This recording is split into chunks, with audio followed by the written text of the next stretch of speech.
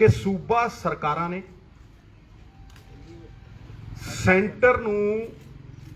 Centre दे आदेशां नूं नकारिया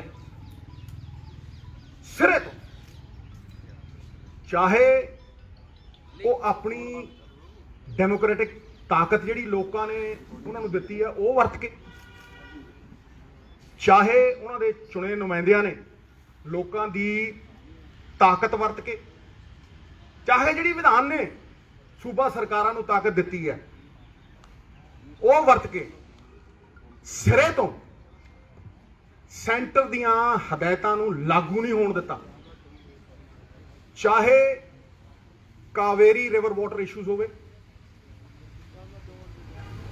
चाहे SYL का मुद्दा होवे, स्टेट खड़े रहे ने और खड़ के आवाज बुलंद की है और कहा कि असी नहीं मानते और सिरे तो नकारदे हैं और अपनी सरजमीन ते ये लागू नहीं होने देंगे। CANRC ये कानून भी सेंटर ने बड़ा रीसेंटली पास करके लागू करने की कोशिश की, पर कई सूबिया ने सीधा सीधा नकारिया और लागू नहीं होने दिता। साडे कोल बहुत वड्डे ग्राउंड ने, नॉट ओनली टू डिफाई, सिर्फ डिफाई नहीं करना बट टू डिनाई। बहुत वड्डे ग्राउंड ने, ये पहला भी होया और हुण भी होना चाहिए, क्योंकि जिहड़े कानून ने ये अनकॉन्स्टिट्यूशनल ने, एक इलीगल ने, दो ये सूबियां दे कानून बनाउण दे अधिकार दे उत्ते एक बहुत बड़ा अटैक है। ये साडे पुरखियां दे दिते फेडरल स्ट्रक्चर दे उत्ते बहुत बड़ा अटैक है। ये ठीक है कि अज पंजाब ने और राजस्थान ने अमेंडमेंटा करके इन्हां कानूनां दा पुरजोर विरोध किया, होना चाहिए, शलाघायोग। लेकिन सानू पंजाब दे 3 करोड़ लोगों ने जिहड़ी डेमोक्रेटिक पावर दित्ती है उन्हां दियां एस्पिरेशनस नू मीट करन वास्ते कुछ होर मजबूत ठोस कदम चुकण की जरूरत है।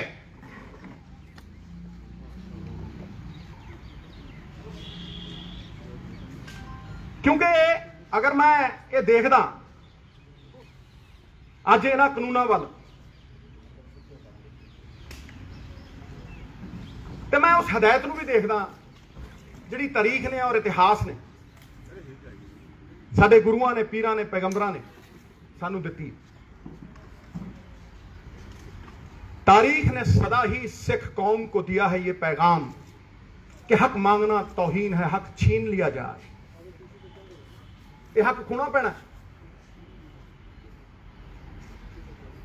क्योंकि कोई भी चीज गैर कानूनी है और मैं थोनू अज पूरी तरह प्रूव करूंगा कि किस तरह ये तिन्ने काले कानून सूबे के अधिकारों खोंदे है। अनकॉन्स्टिट्यूशनल ने, they impinge and impede on the spirit of the constitution.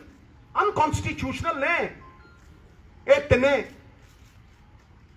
काले कानून पंजाब नूं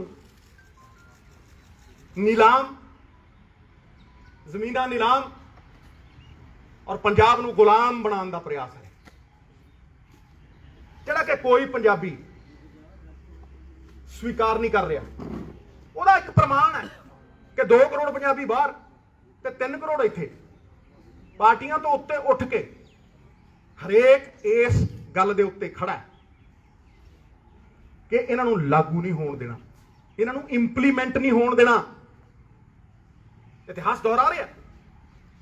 हुण मैं तुहानूं ये दस दिना कि how are these 3 farm laws unconstitutional and illegal. It's very clear. सब तो पहली चीज कि इन्हां फार्म लॉज का जिहड़ा मेन सबजैक्ट है वो एग्रीकल्चर ते market. 7th schedule of the Constitution clearly says this lies in the domain of the state governments. ਇਹ ਸਟੇਟਾਂ ਦਾ ਅਧਿਕ੍ਰਿਤ ਏਰੀਆ ਹੈ। 7th ਸ਼ਡਿਊਲ ਕਨਸਟੀਟਿਊਸ਼ਨ ਦੀ ਬੜੀ ਕਲੀਅਰਲੀ ਕਹਿੰਦੀ ਹੈ।